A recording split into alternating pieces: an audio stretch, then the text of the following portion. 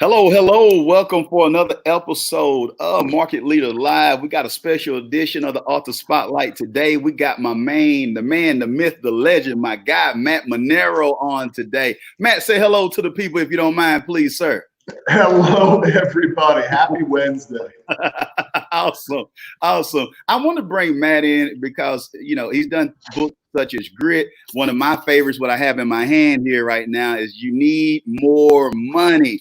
And this message to me is right on time for us, the situation that we're dealing with right now. And I just want to just give somewhat just a testimony, so to speak, is that I was able to get Matt's material and it impacted my life. It started off with just heard a podcast. I'm like, man, who is this guy? I'm hearing him talking, and then I got the book, but because it struck me, I think it was an interview that you did with Cardone too. I said, well, I seen this podcast, and then I realized, I'm like, wait a minute, I got the book, and when I read it, it hit like a ton of bricks, man, because I realized, boom, brother, I didn't have the insurance that I needed for me and my family. Yeah. Instantly, me and my wife got that insurance immediately, the head job stuff. Immediately, I was able to take the action steps. And then all of a sudden, I found some other things out, like, and we'll talk about this a little bit later, of the Burn the Ship event that was coming on. Like, man, I've been following this guy. I need to get around. I love his message. And to me, more importantly about you, I don't have to have my rubber boots on when I deal with you. I know what I'm getting. It might be some tough love. I might lose a few teeth, but at the same time, I get better every single time I'm around you, working with your material. And guess what? My family appreciate it. That's awesome. My kids are better. My wife is better. My team is better. We're growing because I got somebody. It's not that you have some kind of other alternative, a different motive that's happening, that's hindering people. So I want to just start off first, Matt. Just share with the people, why do they need more money? I remember when the book came out and people were saying, well, how you going to market the book? I said, boy, the best thing that could happen for me with this book is a recession. That's the best thing that could happen, is that people started to say, man, I thought I was in better shape financially, I mean, the reality of the book is that it stemmed from a story that happened to our family, right? Which is the story of my brother-in-law. He died at 46 years old. Might sound crazy for some people to hear me say it, but he was the love of my wife's life. You could not love your brother more than my wife, Rocky, loved her brother. It was impossible. So I just want your audience to visualize that for a second. I mean, this person that sort of the world revolved around, and that's hard for a husband to say, right? Because you think it might be you. Let me tell you something. In my house with the rocker, the love of her life was her brother. He went to the doctor, man, and he just wasn't feeling good. He thought he was going to get a shot and go back to work at the car dealership. He'd been in the car business for 20 years. Chicken and feathers, right? Up and down, like a lot of guys in that business, a lot of people too. And he got diagnosed with stage 4 cancer, man, and that was it. Our lives turned on a dime. Boom! And so I wrote a little story about it and tried to cleanse ourselves of this process. How did it happen? He died almost 1 year to the day, left his wife and 4 children with no health insurance, no life insurance, and $100 in the bank. And during that process of trying to get him better, when you don't have health insurance and you don't have any cash, right? I mean, you go down to the public hospital, man. And here in Dallas, Texas, that's called Parkland.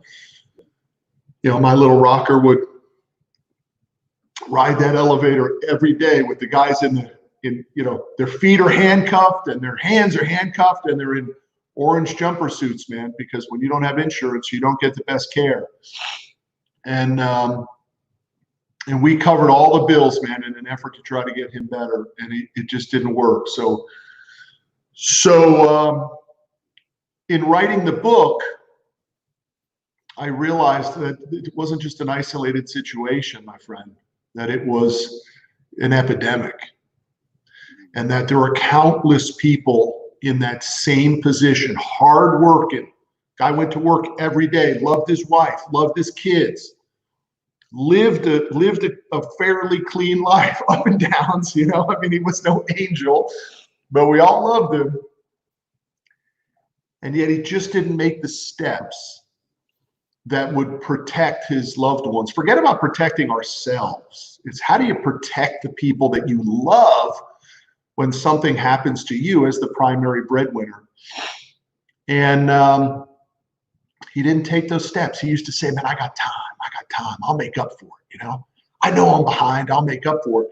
And by the way, I used to say that to myself too, man, in my business career, you know, starting the company at 25 years old with nothing, and, you know, watching my buddies move past me, watch my buddies get stock options, watch my buddies sell their companies. And I'm like, man, you know, I had the pain, man. Where's the gain, man? I'm fighting this fight over and over and over. And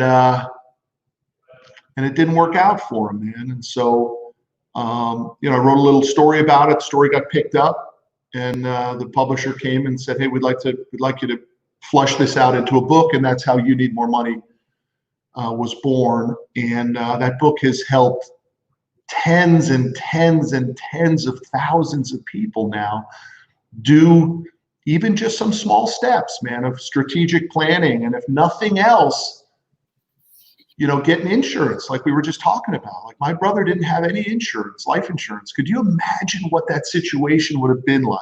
Wow. For $50 a month, he could have had at least $100,000, maybe $200,000 worth of life insurance. For $50 a month, he could have had term life insurance. He never took the step. I'm telling you, it would have changed everything for his loved ones. But equally as important, my friend, it would have changed him during that year. Wow. Because he was so riddled with guilt of, if I don't get through this, my family's going to be left with nothing. And that could have been fixed for just $50 a month. And it's one of my biggest takeaways in the book is, you know, stop what you're doing right now. Google term life insurance in your local city and buy it now, as much as you can. If it's 50,000, 100,000, if it's $1 million, whatever the number is that you can afford, because even if financially someone isn't where they want to be, you can hedge with insurance for cheap if something was to happen to you. And I have lived the storyline of it won't happen to me. And it does. We didn't expect it to happen to our family. He didn't expect it to happen to his family. Shit.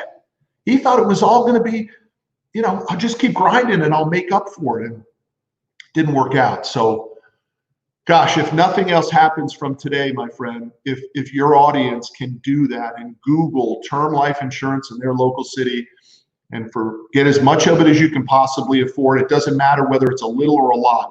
Just get something, because I can tell you that if you go home to your spouse and you say, baby, I did something for us today. Oh yeah, what'd you do, baby? I bought us an insurance policy. What does that mean? It means if something happens to me, you get $250,000 if I die. Cool. Thanks, baby. Nice. Now the rocker says 250. Why didn't you? Well, you're missing a couple zeros, Matt. What's going on? Right? What's 250 going to get me? The rocker said. Well, you're trying to put in the unemployment line or something, Yeah. man. Believe me, she never said that to her brother, though, by the way. She said it to me a bunch, but she never said it to her brother. Thank you so much, Matt, for sharing that insight. And I love that portion of the book around, you know, you're talking about surround yourself around the right people. I mean, to me, just say, for instance, like burn the ships or whatnot. And I just think I got it right here with me on chapter 6. It's like surround yourself with game facers or whatnot. And I just want to you know, go into it like with burn the ships. I had seen your materials. I knew of you, the things that you're doing. I loved the podcast and the whole nine. But I was faced with a challenge. It's like, man, you know, it's getting close to around the Christmas time, blah, blah, blah, the narrative of the bull that you start telling yourself. Is this really worth it? Is this just another conference? Because I've been to some of the biggest conferences or whatnot. Now, I believe in investing in myself, but is this like, not knocking anybody how they do anything, but is this just like a pitch fest? And really, I'm getting some watered down version that I already heard and seen on the YouTube channel or whatnot. Yeah. But it was the complete opposite when I went to burn the ships or whatnot. And just knowing as a business owner, and I love the niching down, and this is Market Leader Live. I love the niching down of the particular audience. When I saw the materials and the promo materials, it was speaking directly to me. Basically, great, you got a skill set. Yeah, you might have been a solopreneur. You branched out of that. Now you are more of a business owner. But really, you don't know what the hell you're doing in certain areas. You might be good at this, or you can close a deal, but how do you build a culture? What do you do for HR? Yeah. What are the steps you need to do? What are the key metrics that you need to be looking at? How do you scale this thing? Do you want to sell it? What's your end game? Yeah. These are the things that most businesses don't know that's killing them, and they hating because they just putting themselves in a job that they don't like instead of having the freedom that they thought they would have. So if you don't mind, Matt, share with us, why did you even embark on Burn the Ships? Because for those who don't know it, you have a very successful business. I mean, you're not hurting, to be able to have an income come in at all. So why would you take your time from that lucrative business you have to partner with Judge and to do Burn the Ships and pour into guys like me? Yeah, thanks, man. I mean, Burn the Ships is, people can go to burntheships.com and learn about what we're talking about here, but it's a partnership that I have with Judge Graham. And Judge and I have become really, really good friends and business partners in a few different ventures now. But we got together over a cigar just to become friends. Started talking about our business strategies and how he's built and sold his company and how I built my company. And we just began to overlap the content. And we really started to see a systematic approach that we both took to get to a result that we both wanted. Now, mine took longer than Judge's. Judge started with his end game in place when he started the business after a failed business. He learned, rebuilt, and then exited. For me, I had to learn really the hard way. I mean, and people call it the school of hard knocks, and I went through that school, even though I don't think it's much of a school at all. I really don't think people need to go through the school of hard knocks. There is a system to building a successful business. And so we decided to teach it, and we made a few rules, and we call them core values. One of them was we're not going to travel. We're going to have it small, 20 people, 25 people. It's always going to be in Dallas, Texas. It's only going to be a day and a half long. There will be no guest speakers and no selling from the stage.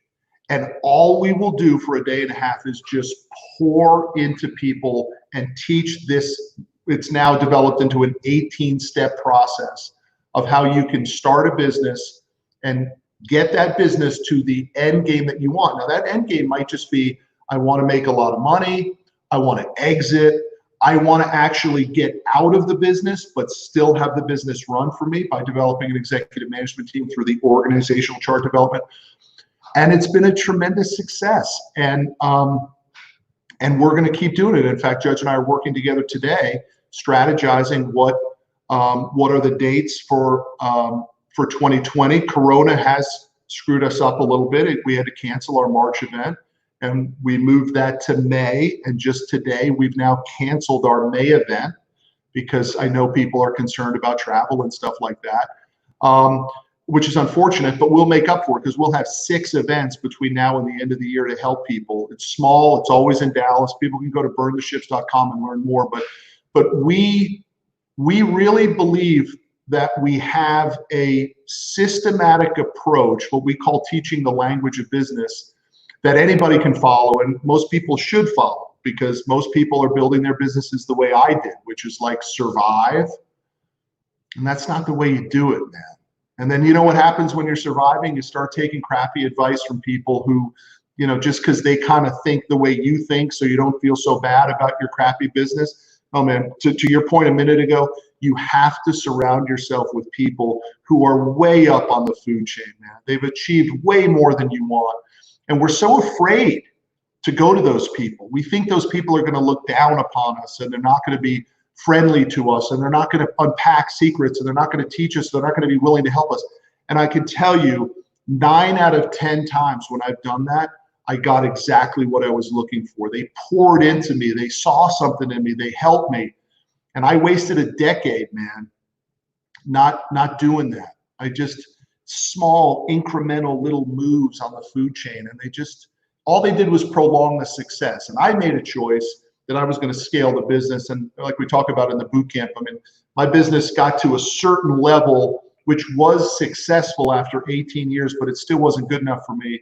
That was $35 million a year in business for us. And in 18 months, it was doing 100 million just because I made the choice. And that's available for everybody. They just don't have to wait 18 years like I did. I mean, you could do it in, you can build a business in 3 or 4 or 5 years that gets you everything you want. And that's the plight of small business, my friend. 25 million small businesses in America going no place. They're just sort of barely getting by. Just small little incremental moves, not making the money they thought. They're having the pain. Where's the gain? Think about the stresses on the home front too, the spouse.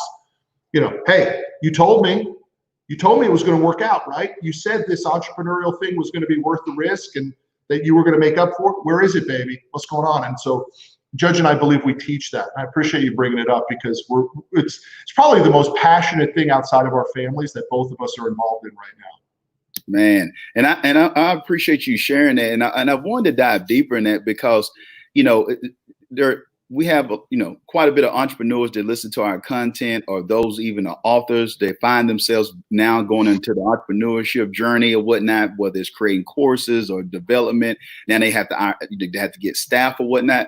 And I want to go back and unpack a little bit more, Matt, of the importance, and I want to speak on this, of the mindset of ponying up. And what we mean by that is investing in yourself to be around the right people. And like Matt was just eloquently saying it was knowing that it's okay. They're not gonna, laugh you out the room. They're just not gonna be people who trying to harm you or, make it like you're a joke or whatnot and throwing, green tomatoes at you because you showed up, that some people have in their mind. But if you don't get rid of those limited beliefs, you're going to hinder yourself from one of the biggest blessings of one of the biggest things that could ever happen to you because you're thinking small. And so that's what Matt is sharing. When do not be the judge and the jury, whatnot. And like you said, and you're getting all this free advice and you're picking this. You see this one dude who's in front of not picking on anybody with a Lambo or anything. You see one guy in front of a Lambo, but you don't even really know he stays with his mom. He hadn't really even did any business before,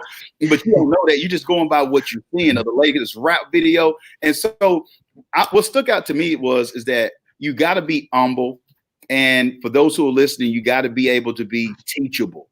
So don't, as we like to say, don't get butthurt because you hear something that doesn't align with you. And you're so caught up on having pride to the point that you can't hear constructive criticism on what you need to do.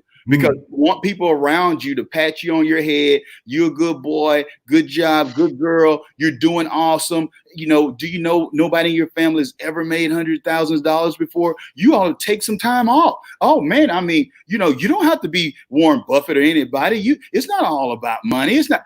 I'm not saying those issues. I see their concerns, but you have to have the right people in your life to say, dude, what are you doing? You're not making payroll. Why are you playing with this? Go work for somebody else. That tough love, Matt, that's what I want to speak, because we're such in an era of where people take it that constructive criticism is bullying. They take it as that, but it's really the best thing that can help you and your family and the people who you're working for you, that they can take care of their family, keep the lights on, keep some food, have a quality of life.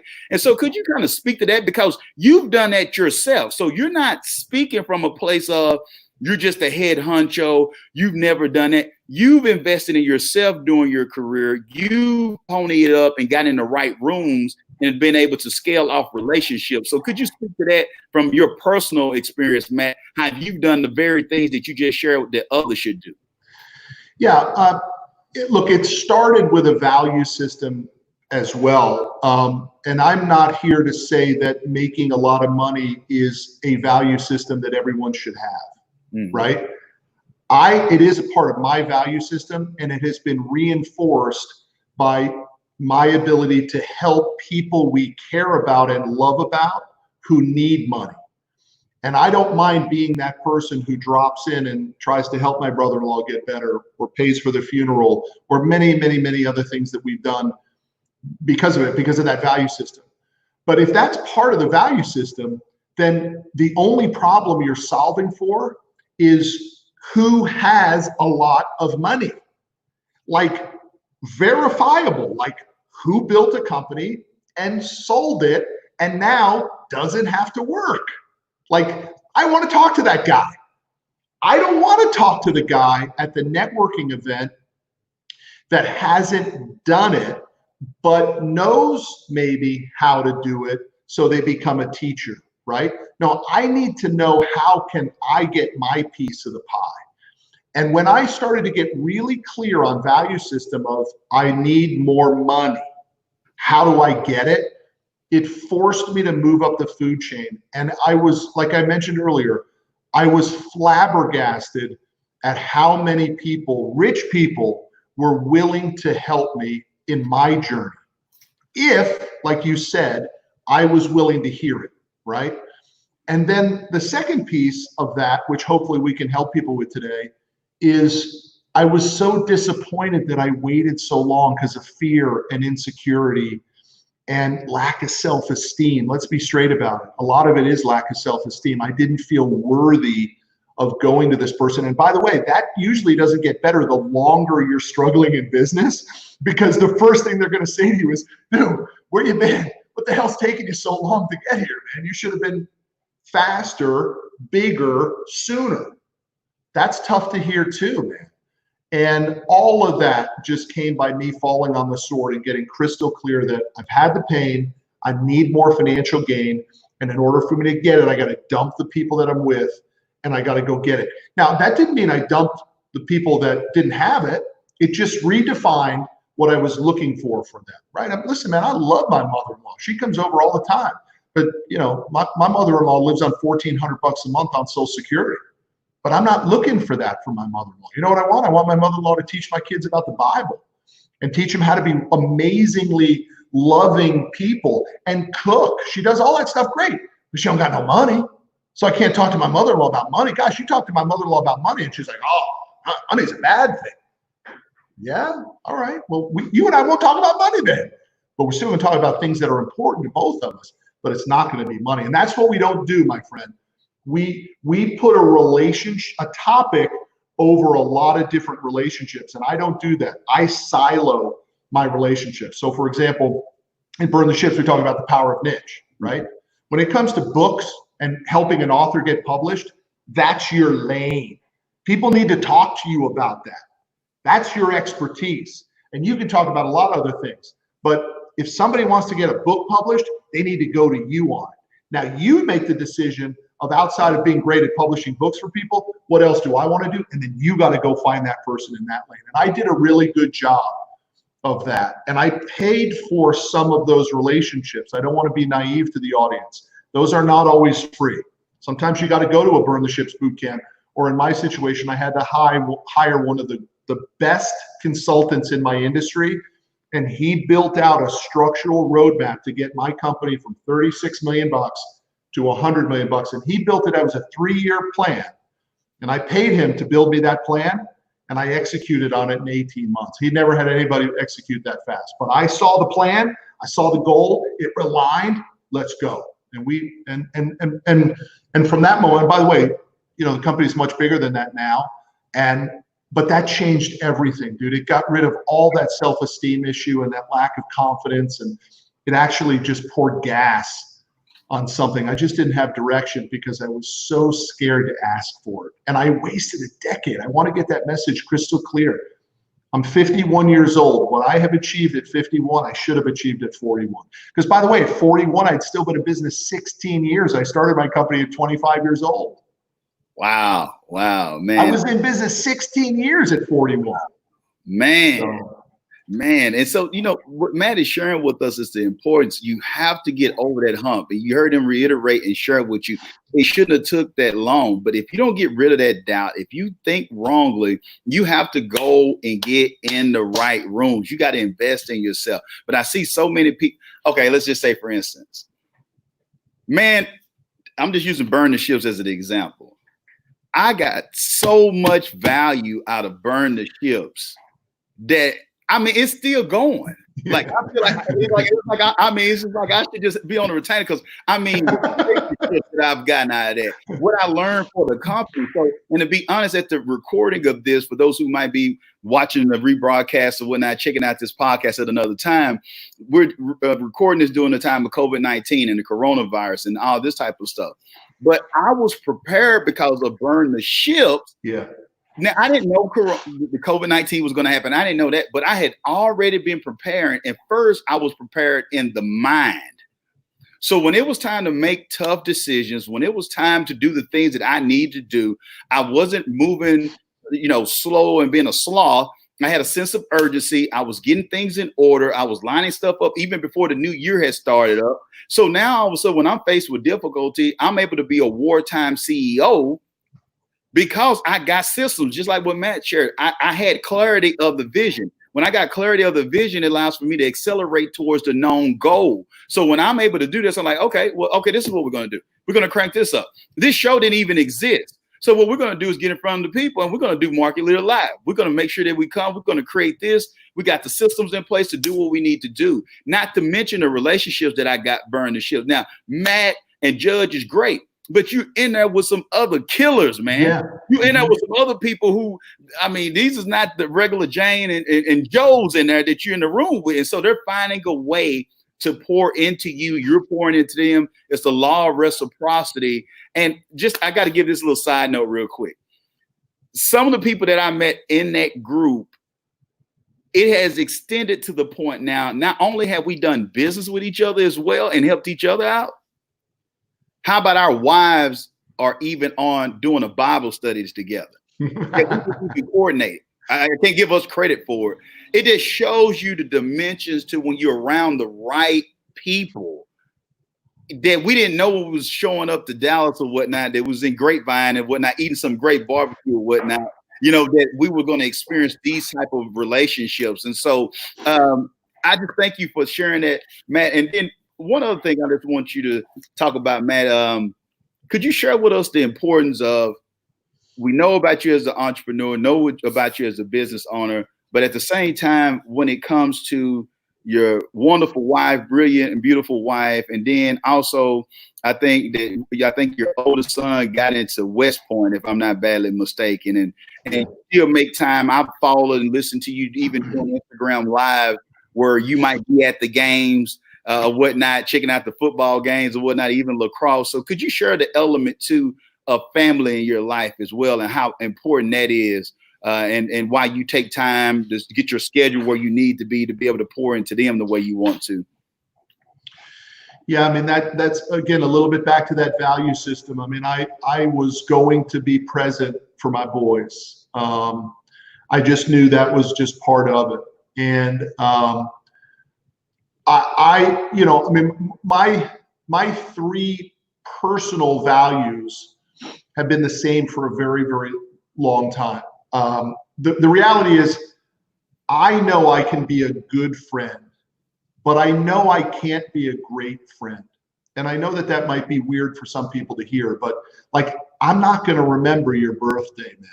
Like, it's just not the way it goes. Like, if you call me and say, hey man, will you come and move that sofa? I'm going to be like, can we hire somebody to move that sofa? Like I don't really want to do that, Like, I'll be a good friend, but I probably won't be a great friend.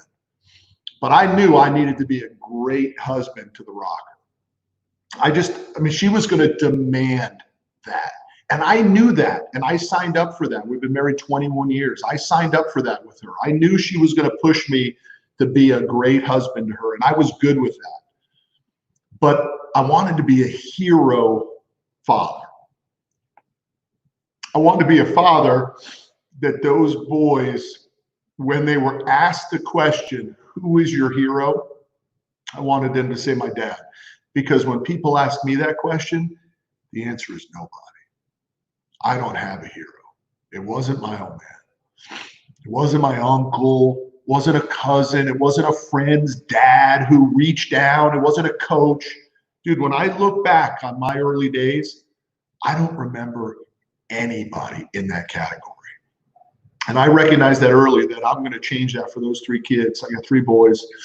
And I'm going to be my version, the best possible version of a hero dad that I could be for them. And that means going to the games. It means coaching. It means having some tough conversation. It means, from a parenting standpoint, super important for me. I don't think we set expectations high enough for our children. I was going to set high expectations for those, for my boys to achieve. And, you know, they have. And, you know, what are those achievements? One, we really only have one core value in my house, dude. No disrespect. That's it. My kids have probably heard me say it 2,000 times. No disrespect. I don't care if it's the neighbor. I don't care if it's your teacher. I don't care if it's your coach. I don't care if it's your mother. I don't care if it's me. I just had it yesterday. It had it happen in my house. My youngest son had some buddies over yesterday. And when I walked in, I said, "Hey guys, how you doing?" They go, "Hey, what's up?" I go, Don't work like that, fellas. We're gonna start all over again. It's hello, Mr. Manero. It's not what's up. You guys talk to yourselves like that. You don't talk to me like that. And my kid, you know, he's like, "Oh man, here goes my dad again." You know, he said, and you know what the kid said? He said, "You're right, Mr. Manero. You said that to me before." I said, "I know." I said, "And I'll say it again, and I'll say it again, and I'll say it again, because that's the way it is, kid. No disrespect around here." Now, he may not have considered it disrespectful, but I did. And I'm going to make sure that if that kid's parent isn't walking him through how you say hello to an adult, then I will. And the rocker goes like this. She's like, "Oh, here we go again, right? Let's start all over, fella." I actually had it happen twice with 2 different, my middle son's friend and my youngest son's friend. One kid said, "What's up, man?" Start this all over again, buddy.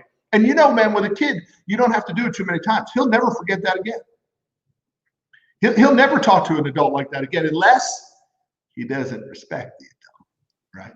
There you go. So I want high expectations for the boys, because to be honest with you, dude, when I really look back on it, I'm not so sure that people had high expectations for me.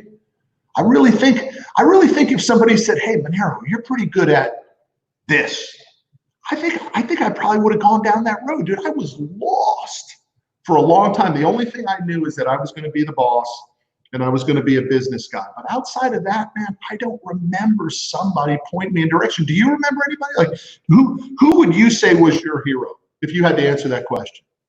Well, Matt, I'm gonna be honest with you. I'm in the same boat with you, man. Like I didn't have it, and so, but at the same time, that's why I got, you know, mentors and individuals like you all just like, "Hey, Darren, you're not crazy. You see something in you, and go crush it. Like, you know, your family, you deserve this. It's okay. You can do great for as charity. You can help. You know, if you talking about make an impact, be able to write a check for something, be able to serve people, be able to be there for your children or whatnot. Just, it's really about options. So when we talk about all this stuff, it's really just having the option of being able to love the people that you need to. Like, I'm gonna go to back just a little bit, just tying into family, just like with your brother-in-law. I mean, it was tough to see that, but I tell you what, it's a great feeling to know that y'all were able to serve in the capacity for him and that family when they were going through their toughest time, and he was actually passing away. And so, but if nothing against anybody, but bro, if you just got $200 on you, you're not able to help your brother-in-law like you were able to help. Why wouldn't you want to be that uncle, dude? Why wouldn't you, anyone listening, that person hearing us right now, why wouldn't you want to be that rich uncle? What's the problem? When people come and say, "I need some help," and you say, "I'm happy to help you," what's the problem with that? Dude, you want to be in that position. Dude, we have, my wife and I have paid for some funerals. We you know, back to the rocker for a minute. I mean, she lost her best friend too, about a year and a half after she lost her brother. So you want to talk about, you know, a 3-year real tough stretch for her. And we paid for her best friend's funeral too. And before her best friend died, we went to her and we said, "You pick your funeral, whatever you want. I mean, the rocker was so crazy about this lady. Whatever you want. And she picked it, man. And it was exactly what she wanted. Everything down to the casket, to the flowers, everything. And I remember the guy from the funeral home tapping me on the shoulder at the end of the funeral. He says, did you, were you the person that paid for this? I said, yeah. He said, I've been in the funeral business for 35 years. I've never seen anybody do a nicer gift than you guys did for her. Dude, it's just a check. That's it. It was just a check. I mean, why are we busting our ass? Why are we building things called businesses? Why are we hiring people? Why are we giving people opportunities? Why are we serving customers? To get paid. And then what do you do when you get paid, man? You want to be in a position to give back.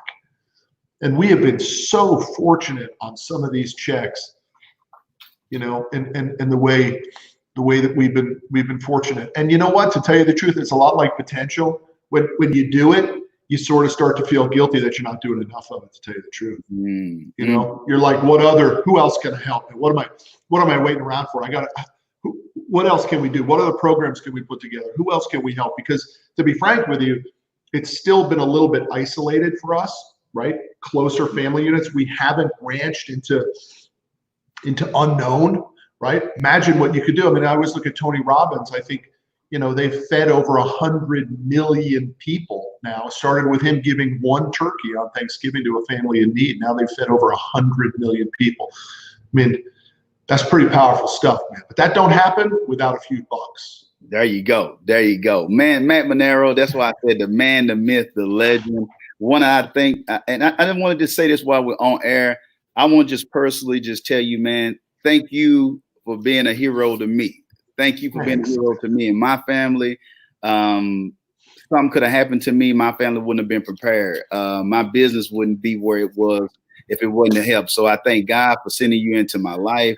You know, for those who, you know, I'm not saying that people don't have issues.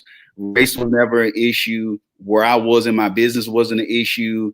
It wasn't how I talked or where I came from, how I dressed was an issue.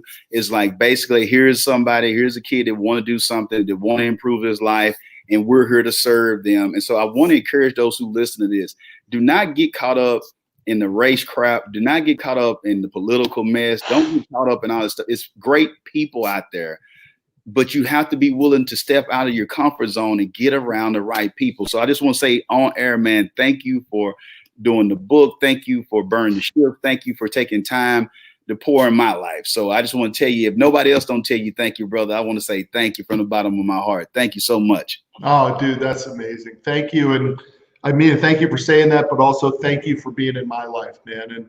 And really taking some of the information and just starting to scale it and do all the things you're doing, dude. We're friends, and I appreciate it. You know, I heard one of my favorite quotes comes from Condoleezza Rice, and she said, "It doesn't matter where you come from; it matters where you're going." That's amazing. On that note, man, we're going to end. I want to be respectful of Matt Time. Let him get back to those boys or whatnot. We get back to Judge.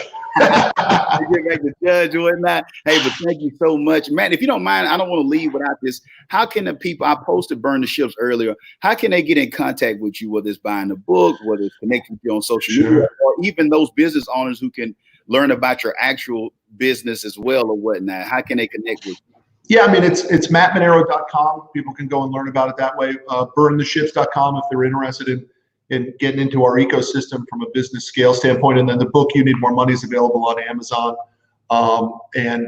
You know, that oddly enough, man, that book, you know, went like this and then flattened off and then started going like this. And Corona's got it going like this. You know, people must be searching Amazon for, you know, how do I make more money? Bingo. That's it. That's it. Well, man, I put it. We'll make sure all the information is in the show notes. Thank you again for coming on, my friend. For those who are tuned in, remember that you all are the real heroes. Make sure that you understand you need more money. Until next time, be blessed and be great. Thanks, buddy. Hey, man, you killed it, Matt. Dude, thank you, man. I really mean it. I appreciate your friendship, man. I appreciate your kind words and your prayers too, dude. We're friends. Oh man, we're friends, brother. Well, you enjoy your family, man, and I look forward to seeing you soon. I sent a young lady. I think she was supposed to be a part of the March one. But Charlene Taylor, she got a nice little business in the Houston area, little fiery old gal or whatnot, but she's going to do good with the system that y'all have. So she's already registered, paid her money and whatnot. So thanks, man. Connect with y'all, man. But whoever I know, I'm referring and tell them to go to you all. So you be blessed, man. Have a good one, brother. Back at you, buddy. Thank you. All right, bye.